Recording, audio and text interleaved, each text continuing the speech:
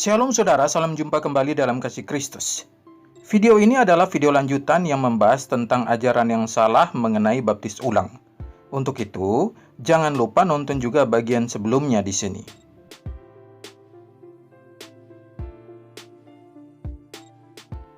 Sekarang saya akan lanjutkan keberatan berikutnya.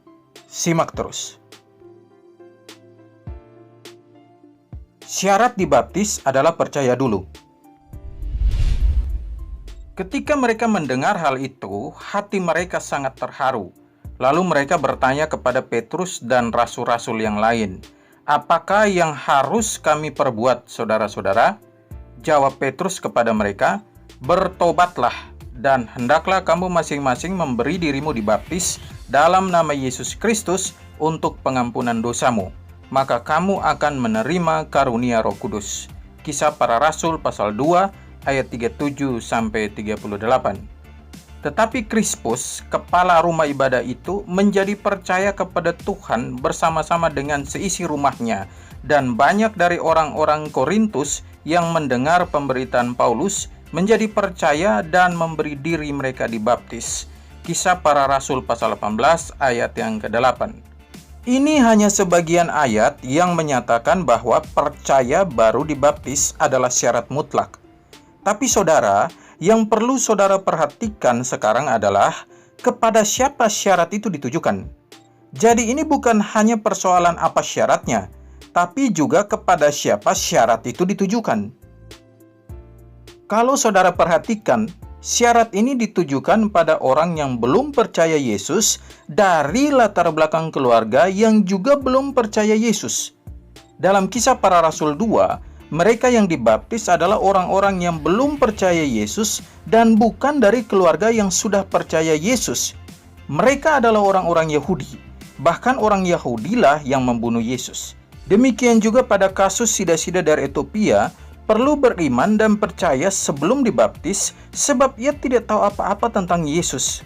Cornelius perlu percaya kepada Yesus sebelum dibaptis karena ia justru bukan orang Israel. Selanjutnya, kepala penjara Filipi perlu percaya sebelum dibaptis karena ia tidak memiliki pengenalan sama sekali tentang Yesus sebelumnya. Tidak mungkin sida-sida dari Ethiopia, Cornelius, dan kepala penjara Filipi tidak mengenal Yesus jika memang mereka dari keluarga Kristen.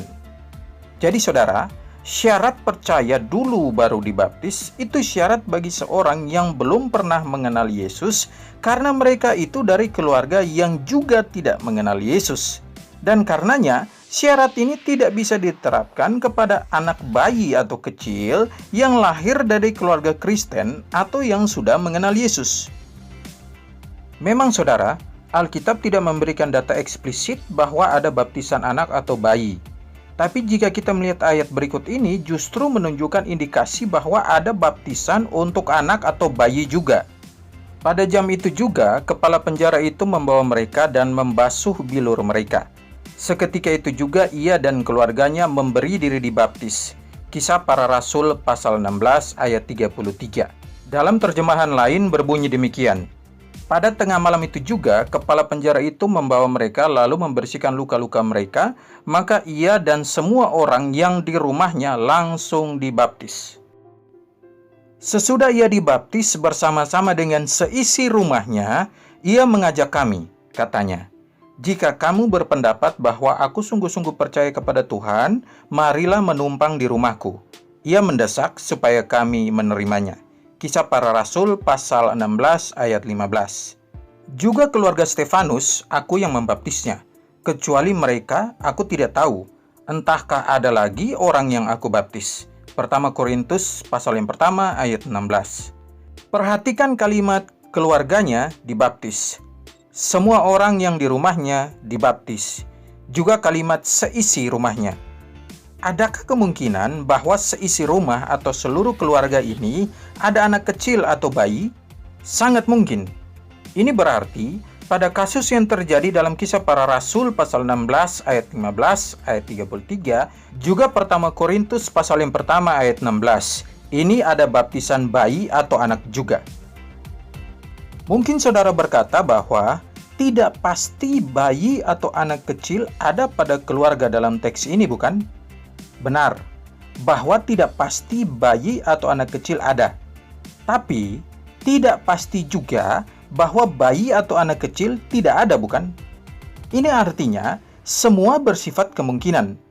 Karena ini bersifat kemungkinan, maka saudara tidak boleh memutlakkan bahwa bayi tidak boleh dibaptis karena ayat ini menunjukkan bahwa ada kemungkinan kalau bayi juga dibaptis. Kesimpulannya adalah, keberatan atas baptisan anak dikarenakan tidak memenuhi syarat baptis, yakni harus percaya dulu, adalah sebuah kesalahan. Mengapa? Karena syarat itu bagi orang dewasa dan bukan untuk bayi atau anak kecil.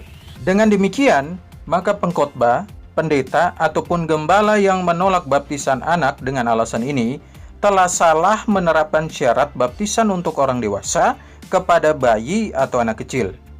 Saya sudah membantah poin ini, jadi jangan dibaptis ulang hanya karena syarat baptisan yang tidak tepat ini. Semoga mencerahkan saudara semua. God bless you all.